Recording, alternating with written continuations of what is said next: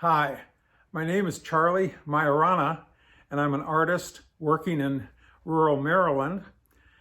And my great joy is just playing around in the art studio with all the materials and tools and techniques. I'm also the author of the book Puttering Around the Art Studio, which contains all my best ideas and techniques. If you'd like to get a copy, it's available from Amazon, and I've included a link below.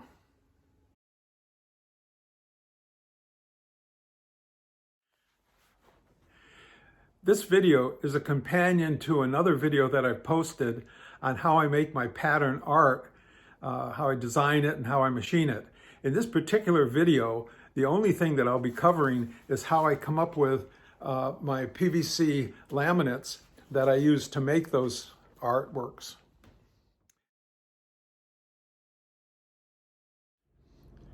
One of the first things you'll need to face up to is what kind of adhesive to use between the PVC layers. Now, for PVC, the adhesive are called cements, and for wood products, they're called glues.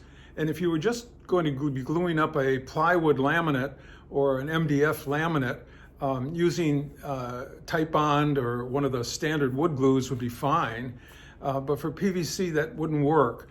For PVC, you really need to use a PVC cement. The wood glues just don't hold that well.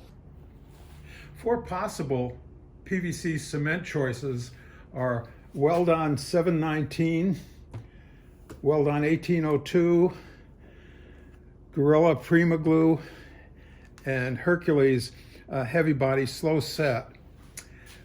Now, all of these come in different size containers. You can buy it in pints, quarts, gallons, with the exception of the Gorilla Glue, which I'm only able to find in these half-pint containers. Now, the costs vary quite a bit. The cheapest of these is the Weldon 719, which goes for about $8 a pint, and by far the most expensive is the Weldon 1802, which costs about $34 a pint. The Gorilla Glue works out to be about $24 a pint, and the Weldon, the Hercules ends up being about $14 a pint. Now, the first laminations that I did, I used the 1802, and while it's strong enough and it's expensive, it sets quite fast and is a bit thin for this application, and also has a really strong chemical smell. The ideal PVC cement for this application would have a very mild smell, a slow setting time so that you have enough time to cement and clamp all the layers together before the cement starts to set up, have a heavy enough body so that all the gaps are filled, is strong enough, and has an unobtrusive glue line, and is economical. Now, I recently ran a comparison test on these four products, and what I did was I built up just a 3-stack layer of PVC and glued them all together, and then I cut off a small piece and broke it off with a chisel just to see how well everything held, what kind of a glue line I had. And as far as I could tell, really all these products really are strong enough for this application. In terms of odor, the 1802 is the worst, has the strongest odor, and the Gorilla Glue has the least. In terms of setting time, the 1802 is the fastest, and the other three are about the same. Now, another thing I did was I sent an email to the Weldon folks and asked them what they would use, and they recommended the 719. Now, because the 719 does the job and it's the cheapest, that's the cement that I'll be using for the demo, as well as the cement that I'll probably be using in the future. Now, no matter which cement product you use, it's really important that you get a solid coverage so that you don't have any gaps in the center. Otherwise, if you run the chance of a little piece at the top breaking off during the machining. And repairing those little pieces is really a pain.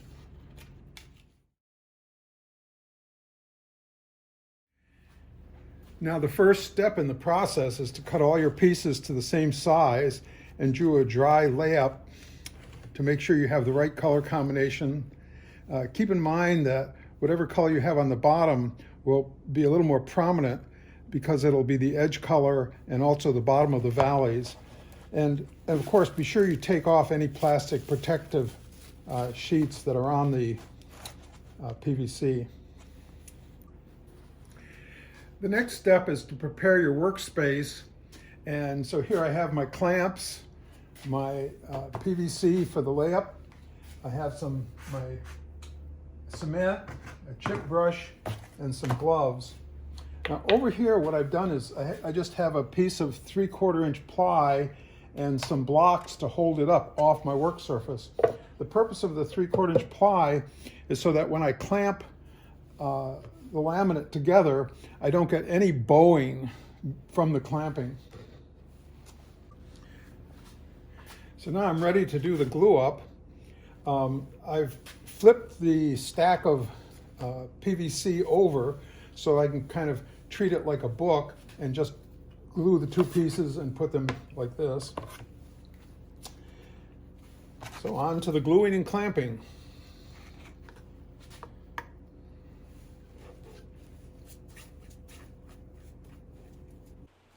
Now note that even though I'm just putting the cement on one surface during this demo, normally I'd put it on both surfaces, but I wanted to try it out to see how it held if I just did the one surface.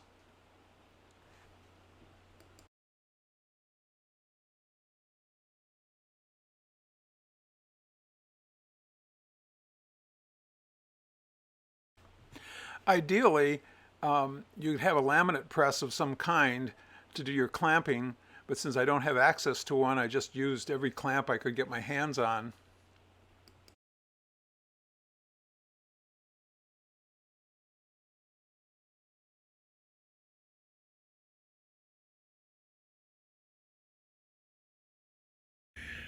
So here's the completed panel ready to be machined.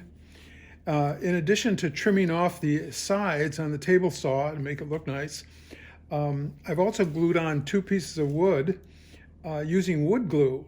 And these are what I'll use to hold the panel to the wasteboard on my CNC router. And because I used wood glue, they hold fine for the machining, but they'll pop right off without any trouble at the end. And that means I can machine right to the edge without using any sort of fancy clamping.